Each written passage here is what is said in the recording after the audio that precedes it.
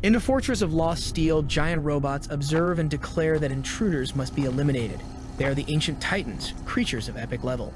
The knight warns that these titans have already killed 5 S-level groups, and the mage states she doesn't have much to do as they are 80% immune to her magic. The elf, heavily protected in combat, voices her discontent at being there, and the last girl remarks that it's too big, there's no way. However, the hooded figure snaps his fingers and advises against panicking. A golden pentagram appears above the titans. The mage is impressed that with his simple gesture, he created a disaster-level circle. Gold coins begin to rain from the pentagram. The titans reach towards the sky, wondering why they're no longer attacking. The blonde girl explains that last month he spent 5,000 gold coins to buy a book, and found information that the titans worship the golden element, so as long as you have enough you can distract them. However, the elf points out that the water beneath their feet is corrosive, so he's losing all that money. The blonde girl reassures not to worry, it must be just 1% of what the boss has, and he never enters a deal where he loses.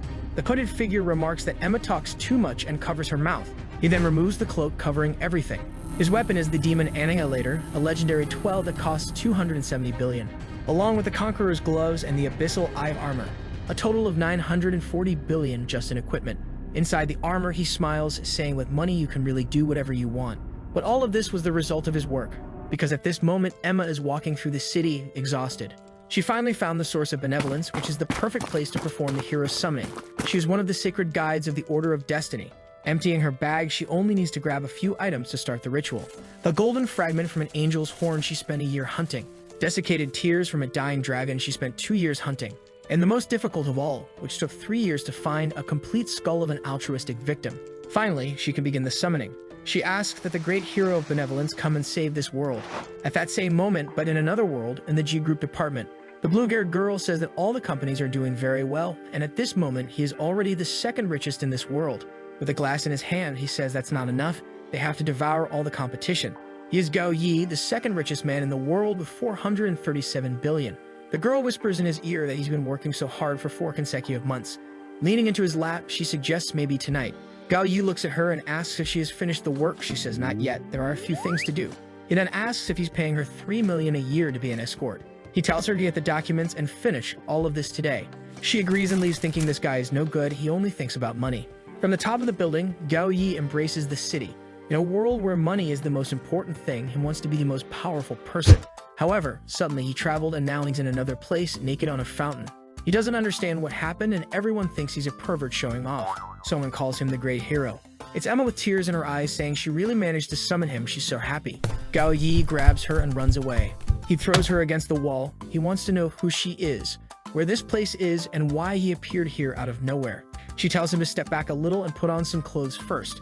He says he earns 300,000 per second, so he's already lost a lot of money here. She better explain everything as quickly as possible. Emma asks if she only has 5 seconds and he's already spoken one. She explains that the lords of the future predicted that their world is about to be destroyed and 5 heroes will be summoned. The heroes of benevolence, justice, property, knowledge, and trust. Smiling, she says they will embark on this adventure together, but he refuses. She wants to know why he's the destined hero. Gao Yi says he was about to become the richest man in the world, so he doesn't have time for this little game here. Emma apologizes, but unfortunately, he can't go. He can only come. Gao Yi, resembling Levi Ackerman from Attack on Titan, looks incredulous. In another instant, he's already with arms wide open, ready to end it all. Emma pleads with him not to do it. Suddenly, his stomach growls. Emma reaches into her pocket and hands him a little bread roll, telling him not to give up. He remembers his sister once saying something similar. He lowers his head and admits he's someone who also started from scratch, but it's been a while since he faced any difficulties. He takes her bread and says that time is money, so while he eats, she better explain a bit about this hero world to him. He takes a bite of the bread and lets out a yell, asking if this thing she gave him is a stone. She says no, these rolls are like that, you have to lick them before you can eat. He complains it's even worse now, there's nothing to eat. Emma tearfully explains that it's actually all she has. She waited several days just to give it to him. Gao Yi asks calmly, haven't you eaten in 5 days? She calmly admits she hasn't. He asks if she's so poor she can't even buy food. With pride, she says she is. Gao Yi finds it strange and asks if her religious group doesn't provide anything. She finds it odd and asks why they should pay for anything. Gao Yi says it's weird. She's tasked with summoning the hero who will save the world and doesn't get anything from her sect. She explains that her mission is to save the world and not worry about money. It's much more than just a job she does. He pushes her against the wall, thinking there's a lot wrong in this world. He asks if he was summoned to work for free and will even get food or clothes. However, he's pondering if it's true that if he doesn't help their world, it will be destroyed. She says he doesn't need to worry. She prepared an exclusive and sacred weapon just for him. Tada, she shows the weapon and says it's very powerful. She tries to hand it to him, saying it's very strong and he can touch it. Gao-yi asks what her sect will provide since they can't even provide food and clothes. Looking at the blade, Gao-yi says the golden elements of this sword flow through the black handle like a dragon in dark clouds. He raises the sword, saying this really seems to be a treasure among treasures. And Emma, confident, says that if he helps 100 people altruistically, he will receive recognition from this sword. Gao-yi asks since he's the hero and he's the owner of this sword, right? And she says yes. With that, she becomes confident, saying there's always a way to win a guy over with an incredible weapon. However, he already attacked her in front of an old man and asked how much he would pay for that sword there. Emma grabbed his arm, asking what he was doing. Gao-yi said he's the owner of the sword, so he'll sell it, because nowadays money is much more important than a sword. Emma cries, saying he can't sell that sword. No. It has over 100 years of history and is a legendary weapon. Gao-yi is surprised now he understands it truly is a legendary weapon. She gives him a stern look, saying yes, he has to understand that it's important. Gao-yi rushes to the vendor and asks if he heard he has to evaluate it very carefully. Looking at the sword, the vendor realizes it's quite sophisticated and would be worth more than 500 gold coins. But seeing the protagonist's appearance, he's sure he stole it from someone. And unfortunately, he'll have to take advantage of the boy. So he says the sword looks good, but its texture is strange and the gold coating was made with metal, which devalues it. Before the vendor finishes his offer, Gao-yi is already leaving the shop with Emma. She asks if he understood he can't sell it, and he replies that no, it's just that he found a swindler. Staring at the vendor, he says that when negotiating with experienced people, you can't use an ordinary method. The desperate vendor says they need to negotiate a little more. Exactly what Gao-yi wanted, because that's the best strategy to start a negotiation with someone you don't know. Bringing tea and biscuits, the vendor apologizes, saying he imagines the price he mentioned was much lower than he thought. Emma sees the biscuits and starts drooling there, looking like she ate a bucket of paint. The vendor asks Gao-yi his name. However, he replies that he doesn't waste time with unprofessional people, so it's better to call the store manager right away. The vendor feels a bit embarrassed, wondering how he knows that but leaves saying he'll call. Gao-yi notices something. Emma is drooling but not eating anything. She hands him the biscuits and says he can eat them all. She'll just eat that drooled bread. He asks if she doesn't want to eat because she thinks these rolls were bought with the sword, and she, as the sacred guide, would feel guilty. Emma is crying, asking if they really need to sell the sacred sword. The resplendent Gao-yi tells her that she must think all he cares about is money. But as a brave man, sometimes you have to formulate plans and take actions that go against the rules. She becomes emotional hearing this, and he says that selling the sword is just a temporary measure because soon he will get it back. Holding hands, he tells her he can't continue alone and needs her to believe in him. Will she trust him? Emma hands over her hands, saying she will indeed trust him. He turns away, saying it's settled. He turns to Emma and warns that when the store owner arrives, she will have to follow his plan. The door begins to open and Gao-yi is sure an old man will come, the type of person he likes to negotiate with the most. But what appears is a girl with rabbit ears. Embarrassed, she asks if she really has to negotiate the price. Gao-yi spits out the coffee. He asks the guys if they're sure the store owner is a rabbit girl. Emma jumps towards her and pets her ear, causing extreme pain. Gao-yi pulls her away, saying that's rude. The rabbit relaxes, thinking at least this human seems normal. Gao-yi tells her she has to learn from him and that's how it's done. He approaches her and asks if this lovely girl would let him scratch her ears. The rabbit realizes she's even worse. Sometime later, Gao-yi apologizes, saying it was just a joke. But before they start the negotiation, he will introduce himself. His name is Gordon G, and he is the son of a noble from a distant land. His father was a rich and cruel person who enslaved many people. When his father died, he also fell into a life of luxury and pleasures, but he managed to meet the saintly soul that illuminated his life, Miss Emma. With that, he realized that money was something external to the body and only by practicing kindness could he obtain true salvation in this life. He points to Emma, saying it was she who introduced him and made him know the kindness of this world. The vendor seems to notice something strange and asks if he wants to sell the sword to feed the poor. Gao-yi says that's exactly the case. He wants to help the poor people of the city he saw on his way here. The rabbit starts crying, saying he's so amazing and introduces herself as Iwasagi Dokaka. Gao-yi hands over the sword, asking Miss Dokaka to please take a look. This here is a family heirloom. She then takes it in her hands, sniffs it, the ear perks up. She takes a bite, the ear perks up again. Gao-yi is thinking that at the very least she'll have to pay 1,000 for the psychological pressure he exerted, and Dokaka says they'll pay 5,000 for this sword. Gao-yi is excited because with the calculations he made of the monthly expenses of people in this city, it's enough to feed them for 2 lifetimes. The vendor tells her that he only has 5,300 coins in the entire store, but Dokaka tells him to trust her. Sweating, the vendor says that if she spends all the coins, that person may come to bother them. While Gao Yi thinks that now that they've exposed themselves, he'll have to raise the price. He says he thought Miss Dokaka would be kind to him and give a good price, but it wasn't the case. The old man tells him to stop lying. Her race can detect any value of metal. Gao Yi says the Nio sword is much more than just metal. In fact, its most important aspect is the sacred power it contains, and therefore it's worth at least 20,000 coins. Even Emma is startled, and the vendor says he's insane. He'll kick him out of the store. However, Dokaka has already made the contract and is handing him the 20,000 coins. Gao Yi is now worried because of her expression. He underestimated the value of the sword, but now it's risky to increase it and leave with nothing. Not to mention, he heard from the people in the city that there's no other nearby store, so if he can't sell here, he may not negotiate anywhere else. Considering all the variables, finalizing this negotiation is the best alternative. He stands up, saying that the store owner apparently shares the same desire to save the poor, and he thanks her on behalf of all the people who suffer in this world. With that, he leaves with a bag of gold coins. Inside a mansion, Emma asks if they're really going to live there. It seems very expensive. In the middle of the hall, Gao Yi shouts that a hotel this big has no decent service. A girl says this hotel is the most luxurious within 1,000 miles, and they don't seem suitable to be there. 2 giant masked beefcakes appear, and she asks for them to be thrown out. Gao Yi says he was trying to communicate as an ordinary person, but he was mistaken. He opens his arms, saying enough pretending it's time to lay the cards on the table. Suddenly, a bunch of people start entering the place. They surround Emma with a bunch of clothes, and 2 fitting rooms are brought up. The hotel staff doesn't understand what he's doing. An hour later, the curtain falls. Gao Yi and Emma are in new clothes, and the store owner is shocked. That's a customized service. Obviously, Emma's clothes are the least revealing ever seen in the world, while Gao Yi now wears a suit full of gold detailing. The vendor is impressed because to get this kind of customized service, you have to spend a lot of money. As far as she knows, there's only one person in the city who should be capable of that. Gao Yi tells the guy he'll give an extra beyond the 2,500 gold coins since he liked it a lot, and the vendor says if he needs anything, just let them know, and they'll be there right away. With that, he says everything's all right. The store girl now clings to his arm, saying her vision is a little blurry. She just hopes he's not angry. Gao Yi tells her to stop nonsense and just show him the best room and food they have in this place. She says okay and will take him. Gao Yi turns and asks Emma why she's not coming.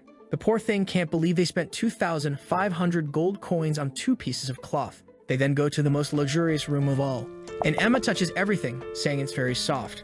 She throws herself on the bed impressed, saying it doesn't even feel like she's on a bed. It feels like she's in the clouds. Sitting on the bed, Gao Yi says the quality of it is ridiculous and wants to know where she slept before. She closes her eyes and remembers she slept on the pig, slept on the ox, slept in the pigsty with the chickens, and tells him that when you're unlucky, you sleep wherever you can. The good part about sleeping on the streets is that when you put your hands to the sky, you can see the stars.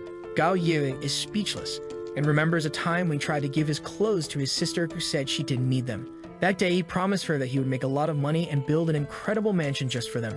She replied that she was afraid the mansion would be so big that it would be hard for them to see each other. Emma says he seems very different from a kindness hero, but she's sure he's a good person.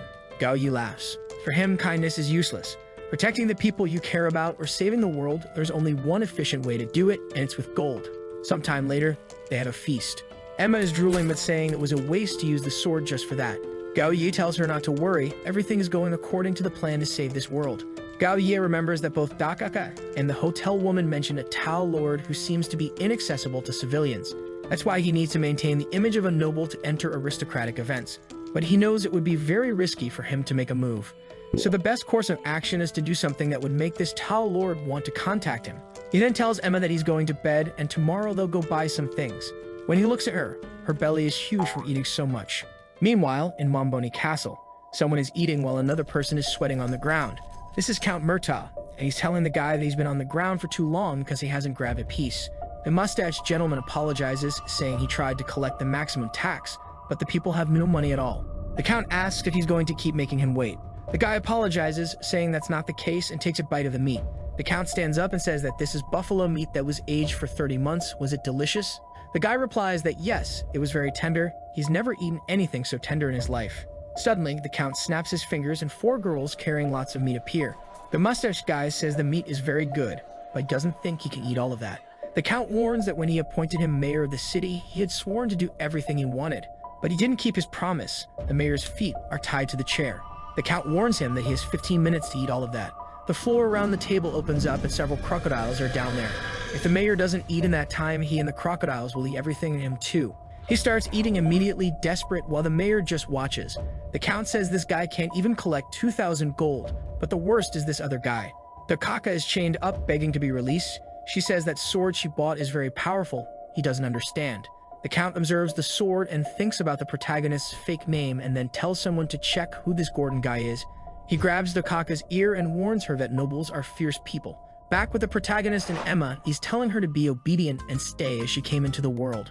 She replies she's not really into that. Gao Yi says she said she would help him with anything necessary. She says she agrees with any request from him except that one. She's not into doing slimy things, but he grabs her arms, saying she has no choice. He kicks her and throws her in the water, saying he can't stand her smell anymore. She's desperate and begging to be saved, saying she'll drown. Until when she stands up, she realizes it's actually quite shallow and starts bubbling like a fool. Gao Yi, observing her, says she's acting like his sister did when they first entered the mansion. Suddenly, something touches her thigh. She jumps frantically into his face. He pulls her out, telling her to stop making things up. There's no way a snake can survive in hot water. But when he sees, there really is something in the water. Suddenly, the hotel girl appears and tells her that's not a snake. In fact, its name is Fire, a type of creature from Purgatory with a body in flames. As long as you keep 5 of them in the pool, it stays warm. But Emma doesn't need to worry because they're not aggressive or toxic at all. Gao Yi thinks that if he took this back to his world, he could open a perfect sauna place.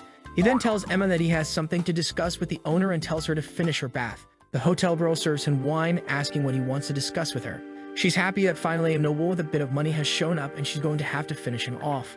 First, she'll ensure he becomes obsessed, and then she'll take all the treasure he has. When he goes to get the wine, she taps the glass, saying it's time to make things fun. The wine spills on her, and she's embarrassed. Gao Yi starts blushing and drooling, and she already imagines he's going to do some really hot and slimy things with her. But in reality, he grabbed the glass the moment she tried to spill it. He warns her to be careful. If she had gotten wet, she'd have to change clothes and time is money. She awkwardly says he really is very agile. In fact, this is the skill Gao Yi developed because most of the time when he goes out with girls, strange things happen. He then asks her what he can call her. She thinks she'll have to win him over little by little and introduces herself as Bigon. Gao Yi asks her to explain in detail about that city. She says they're on the far right of the map and are surrounded by a swamp full of crocodiles and creatures. That's why the gold coins are called crocodile coins. He then asks what else the city is known for. She mentions they're also famous because of their rice. It's a little larger and a little sweeter than all the others, a type of food that only nobles enjoy. Gao Yi asks why only nobles. She explains that 20% is sold to royalty and the rest is sold only to the rich. He then wants to know what ordinary people usually eat. She says most people eat some cheap grains imported from other smaller cities, but they're so poor that people are just eating leftover rice. She says this city is sick and broken. Gao Yi questions, saying if everything's so bad, why does she have a luxury hotel here?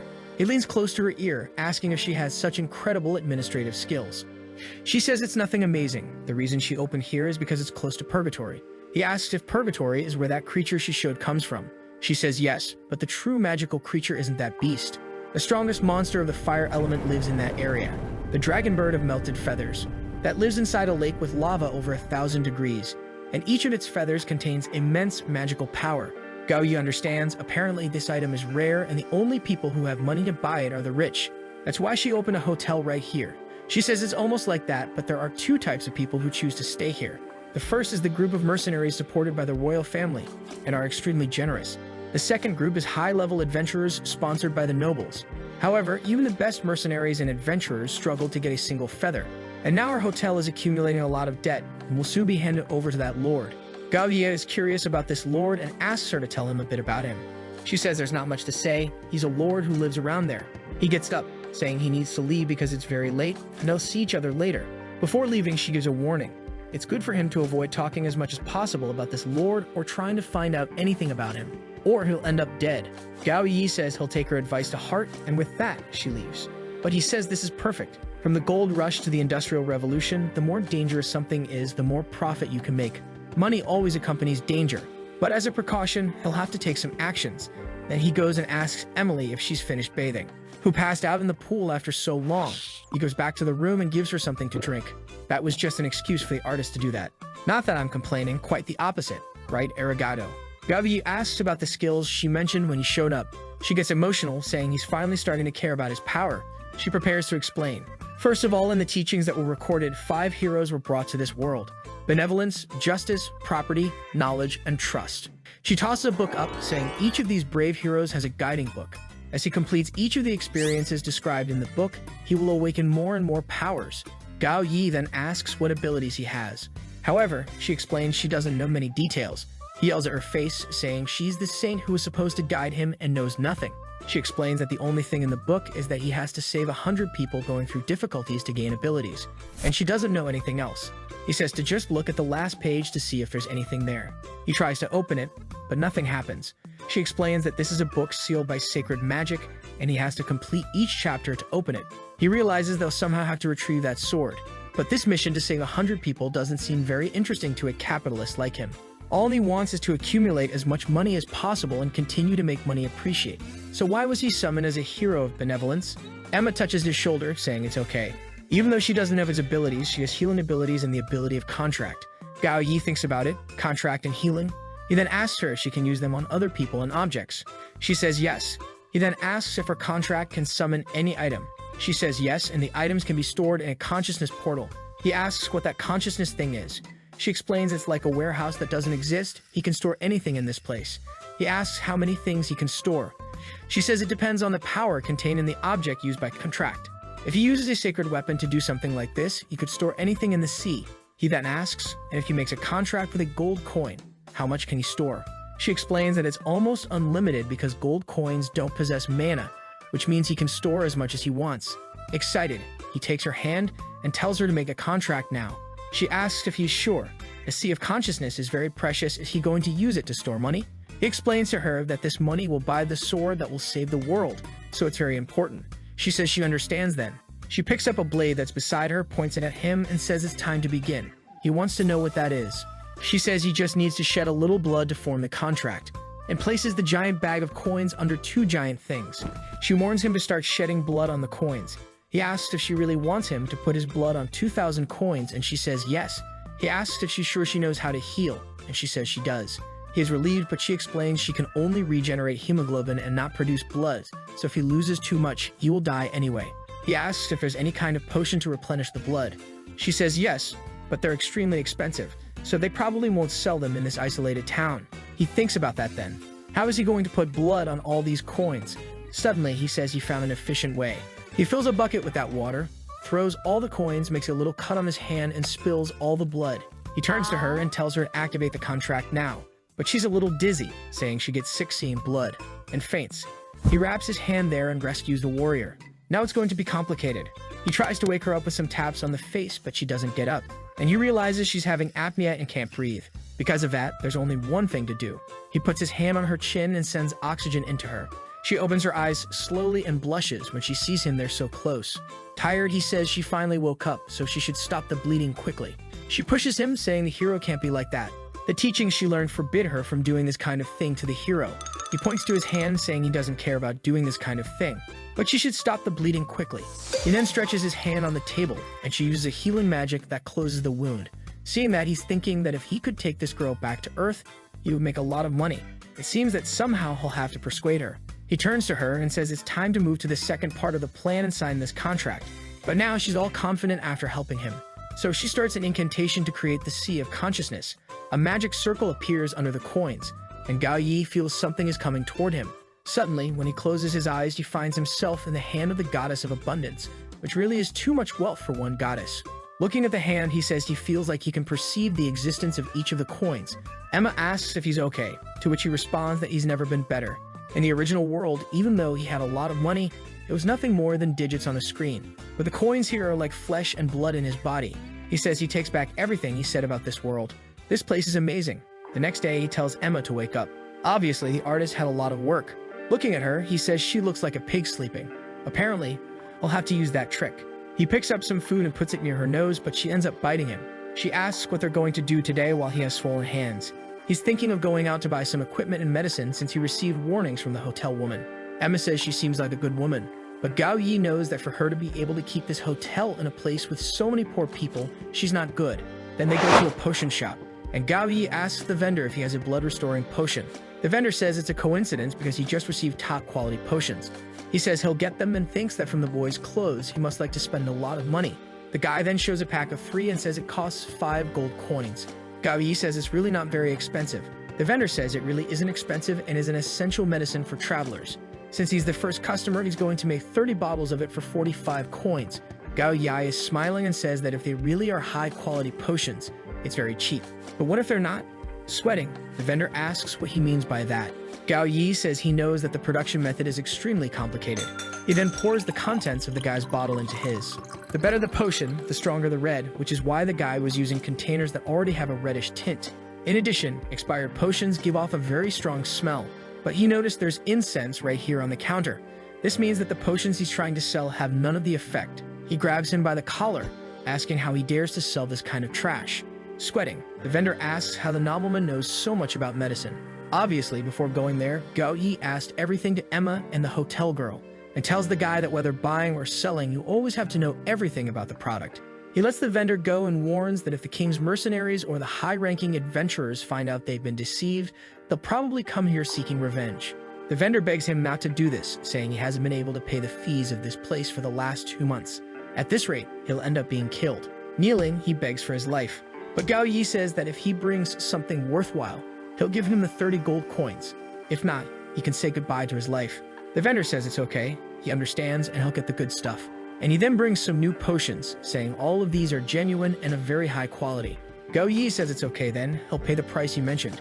The vendor warns that these potions are worth at least 120 coins, not the 30 he mentioned. Gao Yi then threatens him, saying he'll call the adventurers here to demand the price.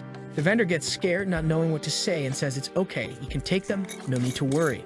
Gao Yi thanks him and says he'll also take the fake potions to prevent him from selling this kind of garbage to others. Emma gets excited, saying he's really a very kind man. She goes to the vendor and tells him he can't lie to people while Gao Yi leaves with everything from the store. With that, he went to an armor shop and repeated the process. The guy wanted to take his own life when he left. He also went to a general items shop and bought a few more things. Emma is curious why everyone sells so cheaply to him after they talk a little. She sees Gao Yi crying and asks him why he's crying and if he's not happy. Gao Yi says he's crying because the guys negotiate in such a primitive way and even their tricks are ridiculous. Emma says she doesn't understand what he's talking about, but she'll cry too. Gao Yi explains that he's in a position of much more power than these guys, and the only thing he feels for them is pity. Maybe this is the feeling of the loneliness of a god. Sometime later, he's walking with Emma in the city, realizing that the Count's actions are really leading everyone into poverty. Suddenly, Emma alerts that something is happening. They go to take a look, and a knight is restraining someone on the ground. With a bag in hand, the knight asks how he dared to buy private food. He approaches and warns that in this city, you can only buy food from authorized places. However, the blonde person replies that it's impossible since the prices at authorized places are exorbitant. The knight says if that's the case, he has to starve to death since he can't buy food anywhere else. Emma tells the protagonist that they have to go there and beat up that guard, but he tells her to calm down. Emma turns with tears in her eyes, saying that if they don't help that child, her arm will be cut off. Gao Yi tells her to be quiet and that there's only one way to save that person without getting into trouble. She asks how she can help. He tells her to go back to the hotel and bring something for him. The knight announces to everyone that that person will suffer for buying illegal food. It's good for those present to realize what happens to those who do this. He then signals for execution, and a knight raises an axe to cut the arm. Suddenly, someone shouts to wait. The knight turns, asking who told him to wait. The carriage stops with Emma and the muscle guys. Gao Yi gets out of it. The knights ask who this person is and how he has the courage to stop the execution. Gao Yi says he's too lazy to explain and asks Emma to introduce him. Emma then tells everyone that he's Baron Gordon and he liked that person very much, so he wants to take him. But the boy says he'd rather have his arm cut off than become a noble's plaything. But Gao Yi slaps him across the face. Wiping his hand, he warns, no one can refuse to become one of his items. The knight is stunned. He doesn't know where this city of Tangshan is, but seeing by the carriage and clothes, this guy isn't easy to deal with. The knight then greets him, saying that since he's interested in the boy, he can take him. He grabs the kid's head, saying he's lucky to have been figured by the Baron. But in his ear, he says that maybe he's unlucky now because he's going to become a noble's toy. He steps on the kid's head, telling him to thank the Baron right away. Gao Yi is kind of confused about what to do, and suddenly he slaps the guard across the face, saying the boy already belongs to him. The soldiers and peasants are incredulous. Now the boy being saved understands what happened. Gao Yi asks the knight how he dares to step on his things with those dirty feet. The knight apologizes, saying it was unintentional. Gao Yi then puts his hand on Emma's waist. He pulls her close and asks the knight if he's staring at his woman. Gao Yi looks at Emma and tells her to cling to him. She obeys and clings to his arm. Gao Yi then asks the knight how many times he looked at his woman. The knight says only once. Gao Yi smiles and asks the people in the city how many times he really looked. People whisper to each other. They start saying it was 5, 10, 99 times, 100 times. The knight is somewhat confused, not knowing what will happen to him. Gao Yi says 100 times was too much, but 99 seems right. The knight says he belongs to the count, but Gao Yi says if the count knew he didn't respect etiquette, he'd also want punishment. But obviously he won't dirty his hands. So he throws a bunch of silver coins to everyone and says anyone who slaps him gets one. With that, everyone starts running towards the platform. As Gao Yi leaves, he says it's time for those who collect taxes to suffer a little, while thinking that this scene was perfect for getting the attention of that count. From the top of the castle, a spy who doesn't attract any attention watches everything. Back at the mansion, Gao Yi brought the sacrificial boy. Sitting in the chair, he announces that now that he saved him, he owns his life. The boy screams that he wasn't saved and doesn't want to become a noble's toy. Gao Yi says he doesn't want him for that, especially since he paid 99 coins. What he wants is his body and mind. Trembling, the boy asks what he wants to do with that. Gao Yi warns that now what he wants most is to hire him as an employee. The boy is shocked and Gao Yi shouts that he's decided he wants to rebuild the G group in this other world. And this boy will be his first great employee. The best part is that there are no child labor rules in this place. He talks like a true capitalist. But the first step to being his employee is to take a bath. With that, Emma already takes the boy away, who wants to know what this employee business is and how he knows she's a woman. Gao Yi wonders why he didn't call Emma his first employee. And a little later, she comes out of the bathroom. He strokes her face asking if it still hurts. She says no, Emma took care of her. Gao Yi then asks her name, and she says it's Cattails.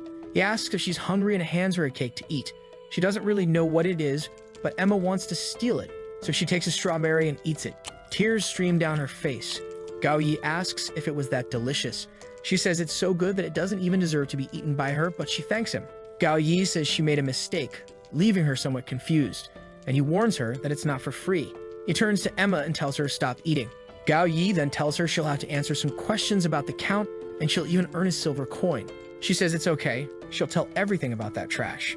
389 questions later, he's already wanting to know even the count's fetishes, but Cattails doesn't know what else to answer. He closes the book, saying it's okay then, he's learned almost everything he needs. Emma asks why he needs to learn this, and he shows her that he received an invitation to visit the count delivered by the hotel owner. Then he puts on his coat and tells Emma to take care of the first maid. Suddenly, Emma grabs him, she stops for a second, and says she wants to go with him too. Gao Yi says she wasn't invited, so she'll have to stay here and be obedient. She says she can't let that happen since it's her mission as a sacred guide. Besides, this lord seems to be a villain, and he knows nothing about weapons, fighting, or magic. What will she do if he ends up dying because of that count? Gao Yi smiles, pets him gently, and assures her she doesn't need to worry because he won't die. With that, he releases her hands and leaves. In front of the hotel, a carriage awaits him. Passing by the owner, who warns him not to visit the count as it's extremely dangerous, Gao Yi asks why she doesn't think he's actually more dangerous than the count. And with that, the carriage departs. She remembers when he whispered in her ear that unknown dangers are the deadliest. Feeling embarrassed, she admits she's becoming obsessed with the boy. Gao Yi says the mix of brutality, blood, and so many unknown things makes it very exciting. After a long journey by carriage, passing through the thicket, he finds someone hooded waiting for him. Obviously, the coat covers everything except that, and she instructs him to board the boat. With that, they canoe toward the count's castle. Gao Yi thinks the silence during the journey is terrifying. A little while later, he's inside the castle. Noticing the guards, they seem very diligent. The person who accompanied him tells him to wait in that room for a while. While he closes his eyes and revises his plans, he feels something strange and begins to wonder what's happening. His vision blurs when he sees someone lit incense in that room. When he opens his eyes, he sees a girl with fins and purple hair. She's using the strongest muscle in her body to violently attack him. Suddenly, the count appears behind him and says these mermaids have below zero blood, yet strangely, they don't freeze. Because of this, even in a hot pool, they don't warm up. The count explains that this mix of cold and heat is the best feeling. Gao Yi turns and asks if he's the so-called Count Murtaugh. Murtaugh asks if he's the Gordon who sells swords to help the poor, or if he's the guy who spends 2,500 coins on a suit. Or better yet, if he's the guy who prevented his soldiers from collecting taxes from the people. Gao Yi says he's both and neither. And then he says he's just a simple noble who wants the Count's help to regain his power. Everything that happened before that was just a performance to get the Count's attention. The Count says he's more interesting than he thought. What kind of help does he want? Gao Yi smiles, thinking the Count fell perfectly into his trap.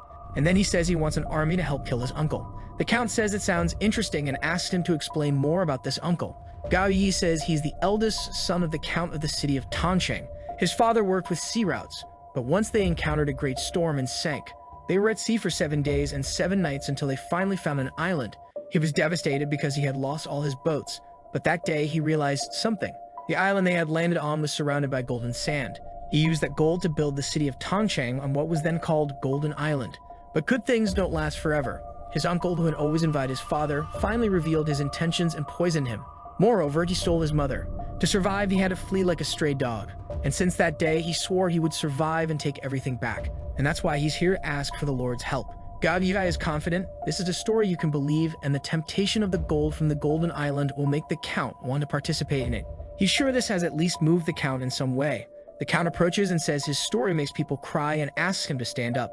Gao Yi is confident, thinking this Count is more innocent than he expected. But the Count pulls a blade from his back and plunges it into his collarbone.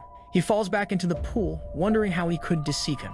The Count asks if he knows why he was attacked. Gao Yi pleads with him to please tell him why he suffered this. The Count says he arrived there with a blade, which shows he already had some bad intentions. But if he's here to ask for something, he should bow his tail between his legs when addressing him. Besides, he hates it when people play smart in front of him. Gao Yi doesn't understand how this guy knows he's lying if he has no information about him in this world. But the Count reveals that he didn't like how Gao Yi acted but liked the story he told. Gao Yi asks what he means by that while realizing the Count was really deceived by the temptation of the Golden Island. The Count hands him a cup, telling him to drink, and it will relieve the pain. Gao Yi is afraid that it might have a truth detection drug, but it will be difficult to deceive the Count, who is now asking him why he's not drinking. Gao Yi turns and says that from now on he will follow the Count's orders. Facing the cup, he knows he has no choice but to drink it all. The Count claps, saying he's very brave. He feels something strange, and the Count warns that this wine is made with the blood of the red viper. Immediately after drinking it, his body will heat up, and he will feel like he's burning from the inside out. All of his pores will open, and he will become extremely hot. And Gao Yi suffers so much pain. The Count leaves, saying he will suffer a lot. Gao Yi tries to resist, but he's not managing. The Count gives the final warning that they don't let the prey escape until they've struck it to death. Gao Yi realizes that because of the excess of sensations, he's not able to formulate a proper plan. He says he's trying to resist like a man, but suddenly, she covers his mouth, telling him to be quiet, and warns that if he kills the Count, they will be his. He finds it strange that she said something like that out of nowhere, but he tells her not to talk nonsense. Suddenly, something is beside his head. The mermaids are threatening him, and now the fun is over. The red-haired one asks if he thinks they're joking, while Gao Yi wonders if it's some kind of trap from the Lord. Trying to change the subject, he asks why they stopped so suddenly. She then touches his face and warns that because of skin-to-skin contact, she can understand very well what he thinks. Hero of benevolence from another world named Gao Yi. He is startled, besides him and Emma. No one else in this world knows these details. The mermaid says he doesn't need to try so hard to understand, and says that royal family mermaids can read minds, and the condition for this to happen is to cause extreme pain to the person. Gao Yi says that since she knows everything, they can be honest with each other. He has no way to kill the Count right now, as she must know that, and she, who is stronger than him, should be able to. But if she's asking, there are 2 possibilities. The first is that all this is just a test from the Count, and if he fails, he will end up dead. But if that were the case, she could just tell the Count at that moment, and he would already be dead. This means that for some reason she can't do that and wants him to cooperate. At first, she tried to use beauty to make it happen, but failed. Now she's trying to use mind reading to force him to do it again. Gao Yi says he realizes he has some value to them, and this atmosphere here is very tense. They need to relax a bit. He gets up and goes to the corner of the pool and tells them to reveal the true purpose. The mermaid seems taken aback and says that he really is the only one who can cause changes, and warns that after she became one with him, she was able to see all the moments of happiness and sadness in him. She saw that he was obsessed with money and reached where no one else could, and yet resisted temptations. She then stands up and says she knows very well that behind all that money deep in his heart, she can feel kindness. Gao Yi asks what she really wants. She says it's strange for him to be so smart and still not know. She touches his nose and warns that what she wants is him. Gao Yi awkwardly says he's not for sale and asks if there's nothing else she wants. She says he's the first man she's caused so much pain to and he'll be the last. Gao Yi asks if she's never hurt the Count, and she reveals that the Count never interacts with non-human creatures, and he had never told them to test anyone. For him to have asked that of her means that he values him quite a bit. Gao Yi seems excited by this news. She then advises him to go back to the Count and tell him that they tried to seduce him to kill the Count. This would be the final test of loyalty. Gao Yi asks if she's sure. This will be dangerous for her. She says he's really very kind, but he doesn't need to worry because she still wants to put their hair in this world. Gao Yi thinks that this world here is difficult to survive in, dresses and asks how they will get in touch later. She says he doesn't need to worry, they will be there when he needs them just as he appeared when they needed him. And she warns that her name is Xiao, and says it's good for him to remember the woman who hurt him a lot. Gao Yi leaves, saying he won't be able to forget even if he wanted to. The blonde mermaid asks if it's really worth trusting him considering the risks. Xiao says she doesn't need to worry because she saw in his memories how competent he is. He's someone who can do everything for them that others can't. From now on, he is their master, and they must be ready to die for him. And the first bloodline of Lord Gao, she has to bring into this world. Gao Ye is then taken to the Count, who asks him what he thought of their service, if he would like a second time. Gao Ye hesitates, and the Count asks for an answer.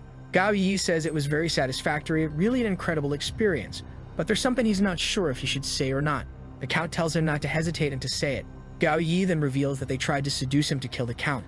The Count seems surprised. Suddenly, Gao Yi runs to him and kneels, saying that from now on he swears loyalty to him. Even when those mermaids were beating him with all the world's malice, he managed to survive and bring the truth. The Count puts the cup on the table and smilingly asks what he will gain from their relationship, and hearing that makes Gao Yi smile.